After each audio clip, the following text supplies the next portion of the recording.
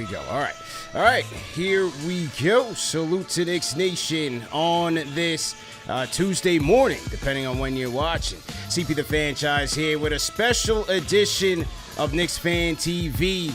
Joining me on today's show, he's covered the NBA for a number of years for ESPN, also a longtime member of the Dallas Mavericks beat.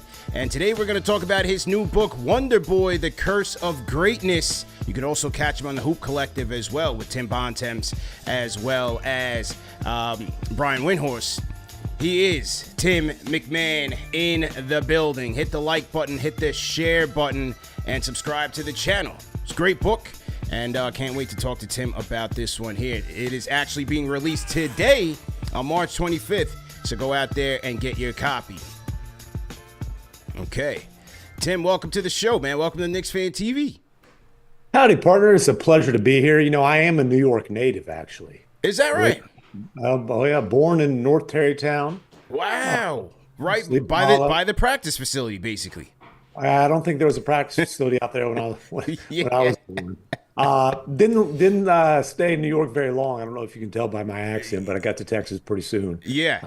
Yeah, I'm like paste picante sauce made in New York. There you go, man. So at least you got a little bit of roots here in the Big Apple. So not too bad, man. Let's talk about the book, man. What made you decide to write the book? Well, I was approached with the opportunity, and I've got 4 kids that I got to put through college, so that was a primary motivation. But this was a few years ago. I started working on this in 2022, and it was kind of a summer project. Obviously, took a little bit of a twist right before the trade deadline. This year, I had to cram in a final unplanned chapter. But I thought it would be an interesting project to write about the pressure that a franchise takes on when they draft a prodigy like Luka Doncic and write it through the prism of Luka and the Mavericks. There's been all kinds of twists and turns and drama and dysfunction, and frankly, a lot of the missteps are directly tied to the Knicks. The Kristaps Porzingis trade, the first big swing, which at the time was extraordinarily popular in Dallas. Obviously, that did not work out the way that the Mavericks anticipated. The Knicks got killed for it. The Mavericks got praised, but it ended up being a better deal for the Knicks. And then, bungling the Jalen Brunson situation where, look, he had elevated himself, got better year after year after year after year after coming in that same draft with Luka. So he was the second best player on the West Finals team by the time he left here. Did people think he was going to be an All-NBA player on MVP ballots? No, but losing him for nothing was a crippling blow. And then, frankly, this guy's not nearly as big a name. He's not somebody that casual fans might know, but Casey Smith, who's now running the Knicks Health and Performance Group, he was in Dallas for 20 years, was a critical part not only of this franchise, but of the culture, of Luka's cultural transition coming as a European teenager to America, to the NBA, as well as being one of the best in his field. The Mavericks' decision to fire him was a pretty key domino to everything that we saw play out this season. So there's all kinds of ties between these franchises just during this Luka era. Yeah. And what did that, and you said this was years in the making, like what was that research process like when you're doing this book and you have a number of interviews? I mean, just go into that a little bit. Yeah, and so obviously, this is a team. I'm based in Dallas, so I cover the Mavericks as much as any other team. So this is a team that I'm around on a regular basis. But that summer of 2022, I did go to Slovenia, Luka Doncic's home country, to do research over there, to get a feel for where he's from, to, talk to people in the basketball community there. I followed his Slovenian national team for group play in Eurobasket. So I was over there in Cologne, Germany. And then, you're doing that. You're going through all kinds of like old clips, like from his Real Madrid days. Like I knew some, I didn't know much about his Real Madrid days. So a lot of research into that. And then, like you said, just a bunch of interviews and some that were specific for the book. I had coffee with Rick Brunson, for example, last year when the Knicks came through town. That excerpt was on ESPN.com yesterday. But a lot of these things are, I'm doing my day job, and then there's things that you use from the book. And also you have the benefit of looking back with hindsight and understanding, things that happened 3, 4, 5, 6 years ago and seeing the significance through the lens of knowing how things played out.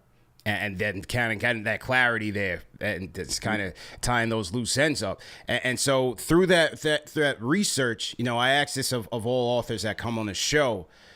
Obviously, you covered the team for a number of years, but through your research, what was like one of those like wow moments where you're uncovering this information and you're like, man, you're like, holy shit, I can't believe this. You know, I, the biggest wow moment obviously was a little bit after midnight on February 2nd, Yeah. when he got traded. But, honestly, through the process, I don't know if there was a lot of wow moments simply because I'd covered this stuff closely. Mm-hmm. And it was more just being able to put things in perspective. But the most enjoyable part of this for me was going to Slovenia. And I'm not kidding when I say this. I didn't know Slovenia existed before Luka was Wow. drafted. Yeah. Yeah. I didn't. I mean, like I guess I'd heard of it, but like and they'd had guys drafted, but it wasn't like a well-known country. It's a tiny little country in Europe, like 2 million people. Um, and so, being able to go over there, like I said, getting to know people in the basketball community, honestly, exploring the country, it's a place I would go on vacation. Like Lake Bled is one of the most beautiful places that I've ever seen. So a wow moment is hiking to the top of these they're technically hills. It felt like mountains to me. Yeah. And looking down at this beautiful the beautiful scenery in Lake Bled. And so that to me was like I learned the most on that trip just because it's a completely different part of the world. It's a country I was totally unfamiliar with. Obviously I'm getting to meet people and getting to know people that I otherwise never would have. So, and then there's wow moments along the way. Mm-hmm. And just like I said, it's been so much drama and dysfunction in Dallas leading into Luka drafting Luka Mm-hmm. all the way through. And honestly, I would say he's responsible for a tiny sliver of that. Mm. It was a dysfunctional franchise, and it's a testament to his talent that they were able to, despite so many missteps, despite so much, frankly, infighting, turnover from literally ownership on down to the coaching staff, front office included, they were able to build a contender around him when there were times when things looked bleak. And then to turn around and trade him months after they make it to the finals when he's leading the league in scoring. I didn't see that coming. I knew there was frustration with him, but I did not see Yeah. that coming. And it's so interesting looking at it from a Knicks fan standpoint, someone who's covered the Knicks, because 20 years prior to the reign of Brunson and Rose and Thibodeau, you had that same management misfunction, and all the while, people looked at Dallas as kind of that model of consistency, and Cuban is there, and they win the championship with Dirk, and it always seemed like things were headed in the right direction. But then, as you point out in your book, you had so many voices from Donnie Nelson, Cuban, the intro of Nico Harrison. So, do you feel like it was just the changing of voices and perspectives in terms of team building that ultimately led to this divorce? Well, there was consistency for a long time before Luka got there, but there was also chaos within that. Mm. And again, there was a lot of dysfunction in this franchise, and frankly, Dirk masked a lot of it because he's that great of a player. Obviously, the sixth leading scorer in NBA history. He was also that just much of a calming and steadying presence that he was able to kind of mask a lot of this dysfunction in the franchise for years and years. And Rick Carlisle is one of the best X's and O's coaches in the NBA. The coaching job he did in 2011 when the Mavericks won the finals, it's not like they were favorites. They weren't favorites when they went in LA and beat the two-time defending champs, swept the two-time defending champs. They certainly weren't favorites against, the LeBron and Bosh and D Wade and that super team in the finals. Brilliant coach. His flaws in terms of being able to manage people and personalities were significant. And I detail in there how 1 week into Luka's career, literally a week into Luka's career, there was a disastrous team meeting in Toronto Mm. that cracked the foundation of their relationship moving forward. They had 4 years together, but there was a lot of dysfunction in those 4 years. And, it was a Game of Thrones type of situation where Donnie's worried about people, coming for his job. And Rick thought, Mm. Jamal Mosley was coming for his job. And there was a lack of trust. And there was, all these different voices in Cuban's ear. Mm. And again, complete turnover in one summer where Mm. Donnie Nelson gets fired with just all kinds of controversies. Bob Voulgaris, who was kind of the Hmm. shadow GM, he leaves. Rick Carlisle resigns, and they bring in Nico Harrison. They bring in Jason Kidd, and things weren't smooth a lot of the time. Mm. And by the way, and then Brunson Yeah. bolts a year later, but they go to the Western Conference Finals. Then Mm. Brunson bolts. Hmm. Okay, they got to find a co-star. Luka, for the first time, is putting pressure on the front office to make Hmm. upgrades. He's involving himself in discussions for a first time. Frankly, because of all the controversy with Kyrie in Brooklyn, they get the gift of being able to get Fell into his Kyrie lap. on a discount deal. Doesn't pay immediate dividends, though. They have to tank. That's right. They have to tank to keep their top 10 protected pick, Yeah. O2. The Knicks tanked our pick. But because of the KP trade That's that right. again that they'd given up on, they'd punted on in that a year and a half earlier, and then last year make a couple of trades at the deadline, things click. Luka's 34, 10 and 9, a historic season.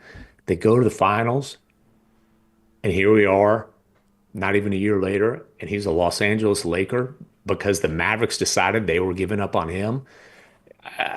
There's a whole lot to wrap your head around. Yeah. Yeah. It was a wild, spectacular, chaotic 6.5 year tenure for Luka in Dallas. Unbelievable. And, in the book, you talk about the measures that teams take to keep a star happy. Sometimes it'll be, preemptive strikes, like early on, maybe drafting a guy's brother or bringing in his relative into the fold. And a lot of these superstar players, they have what you would consider high maintenance situations where they're bringing in their own handlers, their own medical team, their own guys. But it just seems like, when you're looking at this trade and then you're reading the book, it seemed like Nico was really peeling those layers back early in this process. So it just seemed like he really wasn't committed to this on a long-term basis. What do you gather from that? Well, and it's interesting because when Nico first got here, like Cuban still owned the team. First of all, this trade never happens if Cuban still has As basketball he control. says, yeah, yeah. I'll be honest with you. When we found out that Cuban sold the team and he says, well, I've still got basketball control, when we found out that wasn't true, Hmm. I thought that was a good thing for the Dallas Mavericks because Cuban made a lot of mistakes and there was a lot of chaos with him running basketball. I never thought that the Mavericks would have been better off if Cuban kept basketball control. But I've talked to dozens and dozens and dozens of people from other teams, GMs, executives, scouts. I've yet to find one who thought this was a good move for the Mavericks. And it's a move that Cuban wouldn't have made. So you start with Cuban giving up basketball control, by selling the majority share of the franchise. Then it's Nico's show to run. But when Nico first got here, Luka was one of the reasons he wanted the job. And Mm. his opening press conference, he basically said, Luka Doncic is going to win championships. It's my job to make sure that it's done here in Dallas. You know, which is essentially, hey, this guy is that type of player, like LeBron in Cleveland, like Kevin Durant in Oklahoma City. You want to keep him here.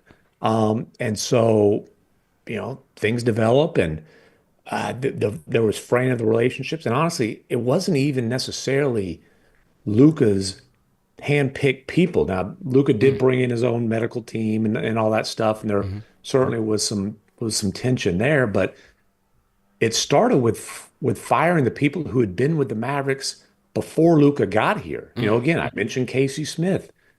They let Casey Smith go in August 2023. And at the time, I was like, oh, wow, he'd been here 20 years. Mm. I mean, he was beloved by players. He's one of Dirk's best friends. Jason Kidd, he was one of Jay Kidd's right-hand men. It's not a coincidence that he's working for the Knicks now because Jalen Brunson loved him. Mm. And so did Luca. And I was like, dude, okay, this is going to be a big deal. And then they went to the finals last year. So I'm like, didn't ever really make it a big deal out of it, but that Mhm. was one of the first dominoes. They let Jeremy Holsopple, their strength coach, go. Mm, Casey Spangler, their massage therapist, after the finals run. mm, And these aren't only people who Luka liked, but they're people he respected. They're people he trusted. So, his people are working with these people. There is a relationship there. And these are people who he appreciated because they helped him. He was a baby-faced kid. I mean, he'd been a pro for years. mm. He was a teenager who didn't know anything about Texas when he came here and making this massive cultural transition. And they helped him along the way. They were like his inner circle. And, as Luca told somebody that I talked to, they get rid of everybody that I like. And so that does lead to a fraying of the relationship. And I think there were missteps on both sides, but yeah, and look, Luka's conditioning, it's addressed throughout the book. I've Mhm. addressed it throughout his career. It is a legitimate concern. Having said that, he's a five-time first-team All-NBA selection who's yet to hit what should be his prime years. And in terms of like this level of superstar, he's not the highest maintenance guy who's come through the NBA. He's not the highest maintenance guy who's in the NBA right now. And look, when you are that productive, typically there's a lot of leeway in terms of the maintenance. I just struggle to understand Nico Harris's thought process here because in the book he detailed, yes, he was very frustrated with the series of calf injuries. It's the same Mhm. shit all over again. But then you go out and get Anthony Davis, a guy who is known to be a walking injury. I mean, yes, last year he had a much better time in terms of durability, but then he comes in, makes his Mavericks debut in 2 quarters, and then he's out again. Well, and he was hurt when he made the trade. And he was hurt Now, when he made the trade. and it was essentially an aggravation of that injury, or at least a connected injury. Mhm. Now, Luka was also hurt at the time he made the trade, and there were four calf strains in a span of, I believe, 28 months. And like, there's concern, like, Nico's concern was that Luka was going to break down in what should be his prime years, and that this supermax contract that he would have been eligible to sign this summer, was kind of the annual biggest contract in NBA history. Luka was next in line. That would turn out to be a bad investment. Now, I think my opinion, which is heavily influenced on talking to a whole lot of people around the league, is that is a massive miscalculation. And there are a few things at play here. Number one, look, a healthy Luka is worth significantly more than the Supermax. There's a short list of players who are probably, just in terms of their production, nine-figure annual values. Mhm. Luka's on that list, right? We're talking the guys who are consistently on MVP ballots. Mhm. If you talk to the analytics people around the league, they're nine-figure values annually. Now, maybe he does break down. And okay, Kevin Durant was coming off an Achilles and then had missed time for a variety of other injuries Sure. during his tenure in Brooklyn. And he was in his 30s. And the Nets were still able to get a massive haul of two really good young players, a bonanza of picks in return for him. I don't care how many games Luka would have missed the rest of this season, next season. If he's tied up on a supermax deal and you still feel the same way a year and a half from now when he would have been eligible to be traded on that deal, it would have been the biggest bidding war in NBA history. And you don't have to do a secretive process at that point, like they did here, where they Mhm. naturally depressed his value by, in Nico's own admission, keeping it as quiet as possible and only negotiating with one team. And one team for one player specifically, Right. Anthony Davis, who Nico Harrison is extremely tight with from his days at Nike. He's known since he was a teenager, like Kyrie, Mhm. like PJ Washington. Nico likes to target Relationships. his guys Mhm. in the trade market. Um, but think about it. A year and a half from now, Luka's tied up. Say there's a player option. So 4 years tied up. Ask Damian Lillard how much say you have if you're on the trade block and you're tied up for 4 years. He said, I Yeah. want to go to MIA. He's in MIL. Right. There, Right. there ain't no South Beach in Milwaukee. That's It's a right. pretty massive difference. So if you announce a couple summers from now, hey, the Mavericks are trading Luka Doncic before training camp, can you imagine the bidding war that could have commenced? But He wanted to move Luka Doncic. He wanted to do it now. He wanted to do it for Anthony Davis. In Nico's own words, create a 3 to 4 year time frame. And Mhm. look, the Mavericks were going to have a chance to be awfully damn good. The Kyrie injury is obviously just a catastrophic event. Yeah. Really, I mean, it completely tears up this year. Next year's I don't know how long he's going to be out next year, but it's certainly a massive blow. But this was the most unpopular trade in NBA history before that. I think the other miscalculation, Mhm. the financial ramifications of trading this guy who Mavericks fans love this kid. Is he flawed? Yes. But dude, their season tickets being canceled. Mm. They're trying to, put together a new TV deal after the Bally things blew up. That's going to be awfully difficult. Mm. Sponsors are pulling out the merchandise sales. You know how many 77 jerseys they had to, I don't know if Yeah. they're like, where they are now, but they can't sell them. Uh, it's just like I said, it's a hard one to wrap your head around. And I think it was a hasty decision. Hell of a way for this book to end. But the book was put to bed before the trade was made. Yeah, like yeah, I mean, because your publicist did send the last chapter in a separate document. I mean, talk about that process and trying to tape it all together, man. Well, listen, the book, it is what it is. And I didn't go back and rewrite anything because, like, the story is, you know, like it doesn't change what happened leading Right. up to the point. I did have to hustle my ass off to write a final unplanned chapter to Yeah. explain just how, just what happened Mhm. coming off of that finals trip for them to trade him months later. And I filed that thing on at 4 a.m. on Valentine's Day. I told him, I said, I can turn it around by the 14th. And I had a 6 a.m. flight to Miami connecting to St. Martin because I Mhm. always take my wife on a little All-Star weekend getaway. Nice. So I filed that thing just before it was time to head to the airport, got it done. A little bit of hectic 2 weeks. It was a pretty busy time in the for the day job at ESPN as well. Yeah.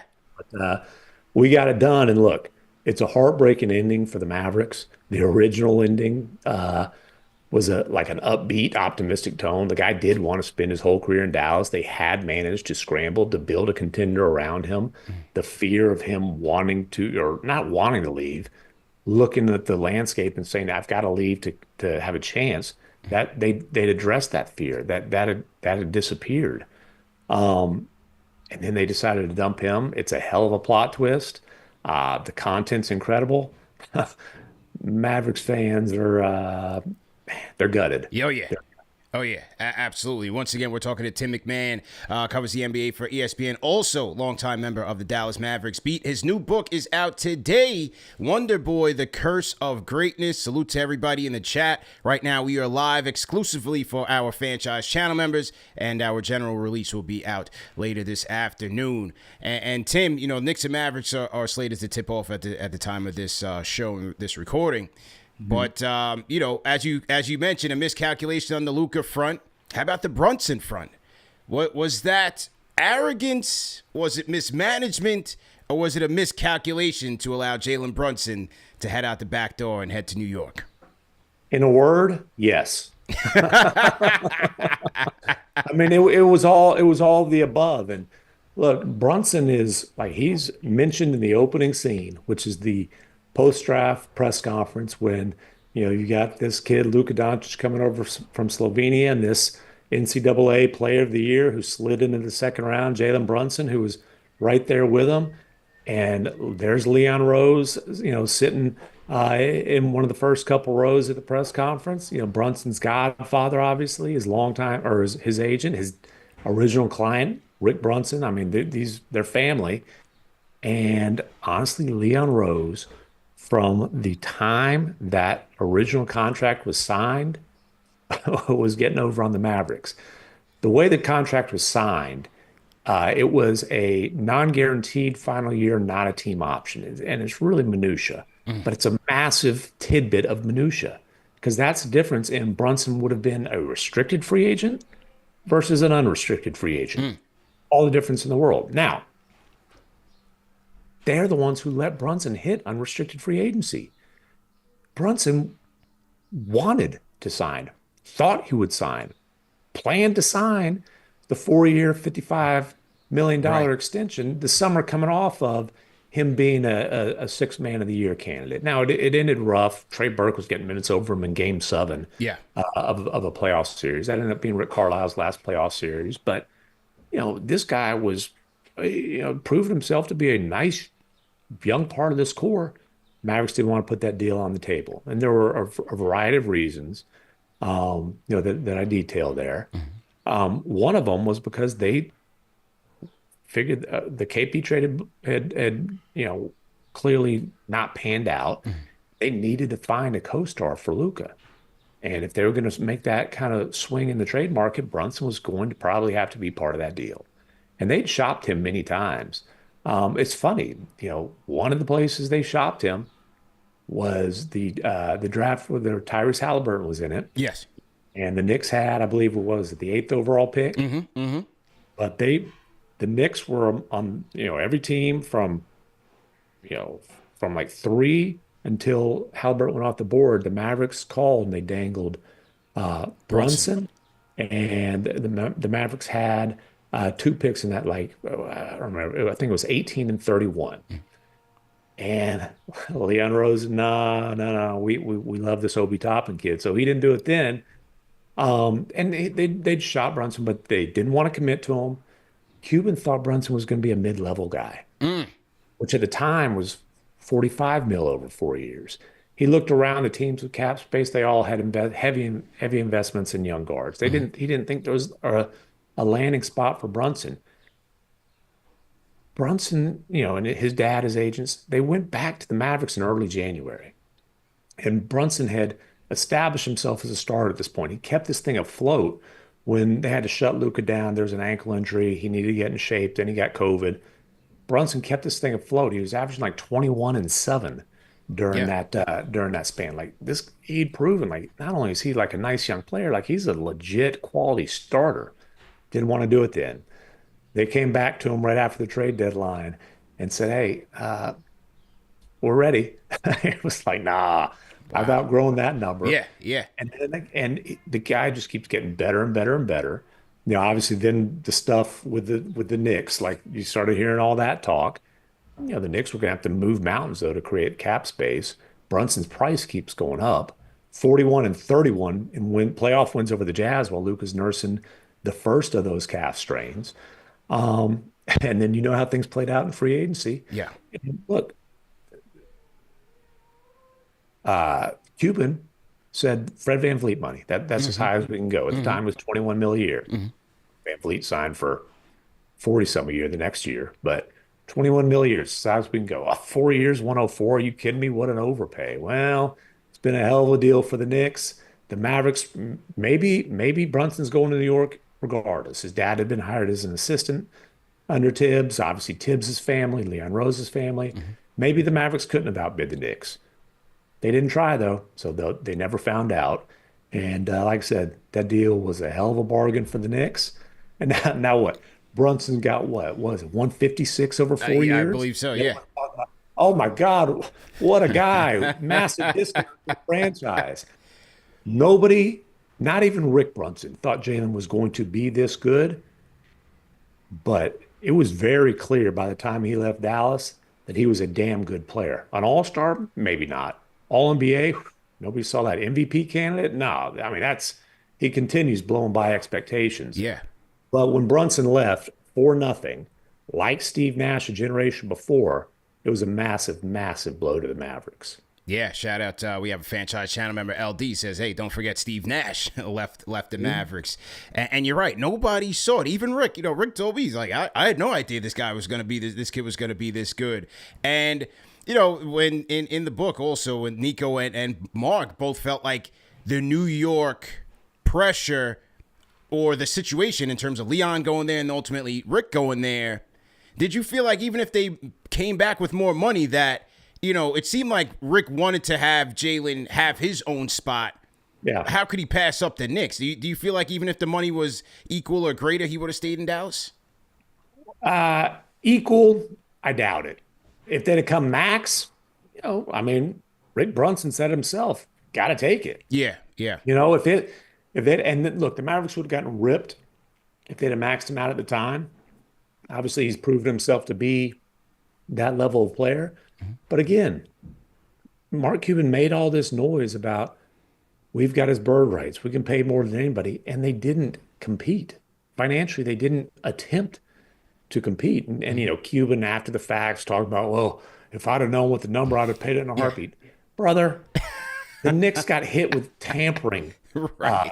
they got convicted of tampering because everybody who had an internet connection knew the number. I reported it a week in advance. Now, I said 4 years in excess of 100 million, so I didn't have Mhm. it down to the dollar, but give me a freaking break. Yeah. It Like it wasn't was hard to figure widely out. reported well in advance of free agency. Yeah. Everybody knew the number.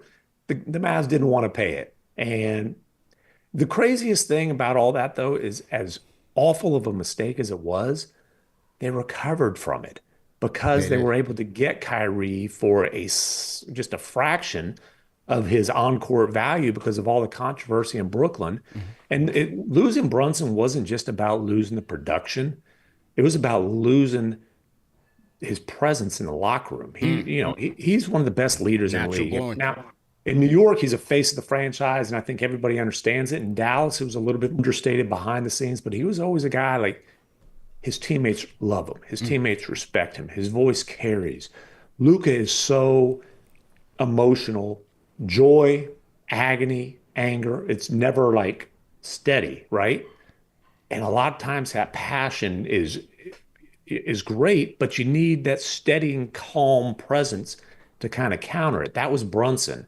And I didn't see this coming, but Kyrie has or did provide that. Yeah. Kyrie stepped into that leadership void and that, provided that calm kind of counter. So as massive of a mistake as the Mavericks made with Brunson, they were able to recover with it or from it from by trading for Kyrie. And by the way, I can't like say this with certainty, but I am, and nobody will ever know, but I am Mm. pretty sure that had Brunson committed to that 4 year, $55 million extension, or if the Mavericks would have given it to him when he wanted it as recently as January of his last year here, I think he'd have been a Brooklyn Net. He would have been flipped. They would I have think he traded would him. have been moved for because what were they trying to do with him the whole time? Put him in a package for a proven star. Right. I think he would have been in Brooklyn. Maybe they don't have to give up their 2029 first rounder, but I think he would have been in Brooklyn as part of the Kyrie trade. Yeah, and as it was said in the book, I don't remember who was quoted in saying that, but yeah, I think it was Rick by saying Yeah. that Mark wants his stars in there. He wants to sell those tickets, and so hey, he may have traded Jalen to Brooklyn. Yeah. And, Kyrie, obviously, big name, proven star, phenomenal player. Um, but yeah, and look, Mark blamed Rick Brunson for meddling. Rick's like, okay, as Yeah, you said, I'm the effing father. right, And right. let me meddle in my kids' events and get them paid twice as much for a basically a promotion, for a team that like the Knicks have had a lot of success with Jalen Brunson. He's driving a winning team in the biggest market in the league that was starved for success and got a lot more money, more responsibility. Like, okay, blame me for putting my son in that situation, please. Yeah. And right now in New York, we are anxiously awaiting the return of the captain from a debilitating ankle injury that he suffered against the Lakers. As we skip to present day with these Knicks, and 12 games left in the season as they head towards the playoffs. What's your take on the current state of the team right now? Well, obviously, look, the Brunson thing is concerning. God, you don't ever want to see anybody get hurt, but especially that guy, a star of that character, and the way the ankle bent. Ooh. So, look, he's under great care. Casey Smith again is as good at what he does as anybody in the league, but Mm-hmm. I don't know that you're going to see the full-blown version of Jalen Brunson for the rest of the season. Like from coming back from that kind of injury, and they obviously need him at his best. I think Cat has been what the Knicks anticipated he would be. Like this offense, he's taken this offense to a different level. The Brunson Cat.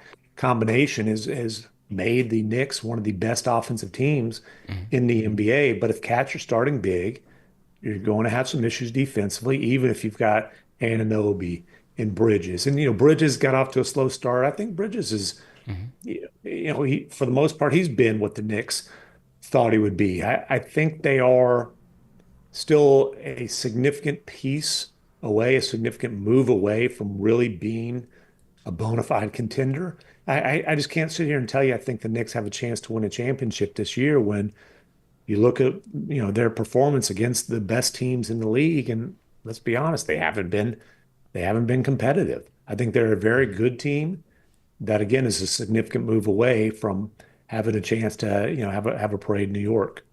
Yeah, I tend to agree with that. And in terms of Bridges, he's a guy you saw a lot when he was with the Phoenix Suns, and his role has certainly changed from Phoenix to Brooklyn and now here in New York.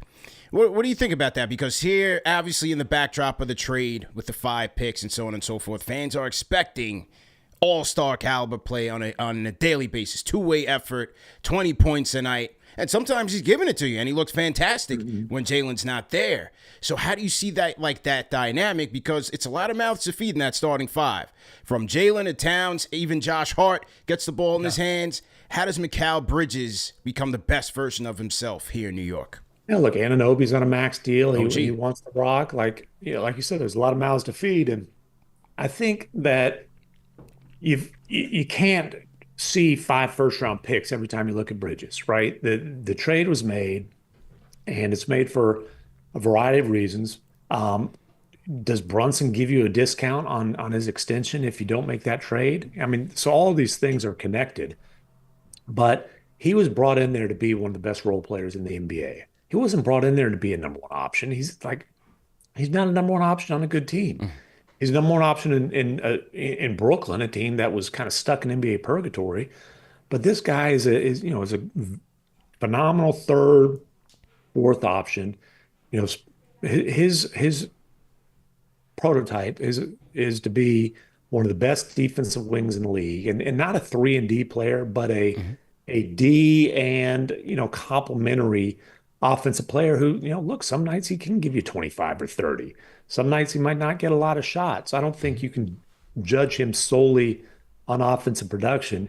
You have to judge him on overall impact. And again, stop seeing 5 first-round picks when you watch him play. Just see fit with the Knicks, because he is part of a bigger picture. The Nova Knicks. All the chemistry and culture and all that stuff. And look, he got off to a bad start. I mean, we all watch the games. He got Sure, off to a sure I bad did. start. Yeah. He stunk early in the season. But I think for the most part, he's been what you should have expected from him. There you go, man. Last couple of questions on the book before we wrap. You and Luka Doncic, it at least seemed like, things were kind of contentious during his time there in Dallas. This book here, Wonder Boy, the Curse of Greatness, if he picks up the book, what do you think his reaction will be if he reads it? Uh, Listen, there were definitely some contentious moments, and what I would say is, I stand by all the reporting that I've done throughout Luka's career here in Dallas, and I stand by all the reporting in the book, which the guy, his flaws are apparent as his talent. And the reason this book was written, or there was any market for a book like this, is because this guy's one of the most talented players we've ever seen. And I think that certainly comes across in the book, just how rare he is. His flaws are addressed, the conditioning, some of the petulance, the clashing with Carlisle, the going at referees, all that. By the way, the clashing with Carlisle, I do put primarily on the coach more so than the player. But did Luka was he openly disrespectful of Carlisle, particularly late in his tenure? Yeah, that relationship was not a good one. So Luca might pick this book up and focus more on some of the things you could consider critical, but I think it is a fair portrayal of a fascinating player and a phenomenal talent. So you know, um, I was in LA the night before Luca's birthday. He didn't invite me to his birthday party. Don't anticipate that. I never got invited to any of them in Dallas Yeah, either. yeah. It's not my job to be friends, but honestly, he called me out. There was the time he got the Devin Booker fan tossed in Dallas, Hmm. and I reported it in real time. And in press conference afterwards, you're always the first one trying to make me look bad. And that, we had that. There's a couple other times, Hmm. but my thing with, and I expressed this to Luka about a week later, is look, there's no agenda with me. I'm trying to be fair. I'm trying to be accurate. I'm trying to put things in the proper context. If you don't feel like I'm doing that, I expressed to him I'd much rather have a private conversation or talk to, your agent, your business manager, Mavs PR, whoever it may be. And frankly, from that point on, I would say we had a cordial professional relationship. And again, Luka was challenging to cover because he's not a guy who like he doesn't really want to do a whole lot of media. Definitely, I used to compare him to kids with math homework. They'll do Hmm. the bare minimum. They're not going to enjoy it. He grew out of that comparison, but Hmm. it's just not something he wants to do. But there's such demand for Luka content because he is such a fascinating, incredible, historically dominant uh, talent, type of Hmm. player. So it was challenging to cover him at times. But man, what a ride. And again, what a player and what a fascinating story of his 6.5 years in Dallas. And what a sad ending for Mavericks fans Yeah. that it was only 6.5 years. He took the torch from Dirk and they thought they were going to get him for his whole career. He wanted to be here for his whole career. And in the dead of night, he shipped off to, of all teams, the freaking Los Angeles Lakers. The team who seemingly pays nothing for their greatness, man. You just can't make it up. There needs to be another book on that one, man. So, maybe you and Dave McMenamin can Yeah. team up on that one, right? I But don't work well with McMenamin. but anyway, Tim, man, we definitely appreciate the time. Congratulations on the book. I'm sure you're excited to be finished with the journey and be on to the promotion part of it. Labor of love and Tarrytown's own Tim McMahon. That's what we're gonna call you next time we bring you back, man. Sleepy Hollow, baby. There you go. Thanks again for the time, man, and good luck with everything, man. Hey, I really appreciate you having me, and adios, amigos. All right, ladies and gentlemen, the great Tim McMahon, his new book, Wonder Boy, The Curse of Greatness, man. Go ahead and get that. I'm sure it's on Amazon and all bookstores. Hope you guys enjoyed that. That one was for my franchise channel members, man. A franchise channel member exclusive. Shout out to you guys, man. Salute to everybody in the chat on this early flight. My franchise channel members in the building. Zach, I see you. Apostle in the making, my 2 cents. Christopher Blake, Will Latimer. Salute Jimmy Foston in here. Shout out to Pops the Legend. $5 Super Chats is checking in and giving my love and support to the best show in town, KnicksFanTV. Jimmy Foston, salute my 2 cents. Louisiana Knicks, I see you. I'm shouting out all my franchise channel members in here. LD, salute to you, LD, G5 Wiz, Talento, Wise Guy, Got You Open, Nikki Pipes, Core, David Cannon, Malik Shabazz, Stephen Gomez checking in from the 305. He's probably at the beach or something, flexing. Zeus 0886, Tri-State AV, I see you. Jude Sinone, Eric L. Beats, Brandon Hunt, Logic Sir, Above the Rim, Mr. Duns, Frank White, Joey Keys, BX Mel, Marco, salute, man. Lopez in here. I see you, man. Lamar Jackson, salute. Shout out to Lamar. Let me know who you guys, who you guys are going to get in the draft. That was a little Ravens joke. Just kidding. Santana, salute to you guys, man. Hey, man, hope you guys enjoyed it. Go out there, get the book. We're going to talk to him, and I'm going to hit the publicist up and see if we can get a giveaway for one of our franchise channel members. We'll do that for the next giveaway. So I think that would be good to have. And yeah, man, another KFTV production. Hope you guys enjoyed it. We got Knicks and Mavs coming up tonight. And for our general release, salute to you guys, man. Make sure that you guys are tapping in as well. And salute to our sponsors of today's show at DraftKings, man. When it comes to college basketball and March Mania, one thing is for sure, nothing's for sure. Upsets, buzzer beaters, Cinderella's advancing, top seeds going home early. It's all going to happen. Bet the unexpected, every upset, every day with DraftKings Sportsbook. With live betting, exclusive content promos, and parlays, DraftKings is the ultimate college basketball destination for March. If it's your first time, here's something special just for you. New DraftKings customers bet $5 to get $200 in bonus bets instantly, and that's using our code KFTV. That's what DraftKings Sportsbook. The crown is yours. If you have a problem gambling, call 1-800-GAMBLER. In New York, call 877-8-HOPE-NY or text HOPE-NY, which is 467-369. In Connecticut, help is available for problem gambling. Call 888-789-7777 or visit ccpg.org. Please play responsibly, and 21 plus age and eligibility varies by jurisdiction. Void in Ontario. This is once again for new customers only. And bonus bets expire 168 hours after issuance. For additional terms and responsible gaming resources, see dkng.co/audio.